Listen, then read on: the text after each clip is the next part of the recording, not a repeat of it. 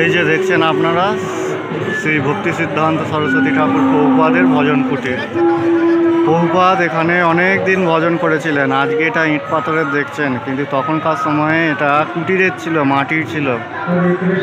ওপর দিয়ে জল পড়তো, কিন্তু প্রভুপাদ অখণ্ড হরিনামের ব্রত নিয়েছিলেন। প্রভুপাদ ছাতা মাথায় নিয়ে এই স্থানে হরিনাম করতেন।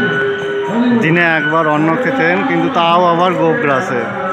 একটা বাঙালি সাধকের একটা পুণ্যভূমি এখানটা, অনেকেই আমরা জানি না। সামনেই দেখছেন, এই দেখুন গোবর্ধন, গিরিরাজ গোবর্ধন। এইখানে আছে রাধাকুণ্ড। আর পাশে আমরা চলুন দেখি, পাশে আমরা দেখতে পাবো গৌরকিশোর দাস বাবাজির সমাধি মন্দির। এই পাশে যদি দেখবেন ভক্তি বিলাস তীর্থ গোস্বামী মহারাজের সমাধি মন্দির। এইখানে আছে ভক্তি প্রজ্ঞান জ্যোতি মহারাজের সমাধি মন্দির। আর এই দেখুন, এখান দিয়ে এসেই দেখতে পাবেন গৌরকিশোর দাস বাবাজি মহারাজের সমাধি মন্দির।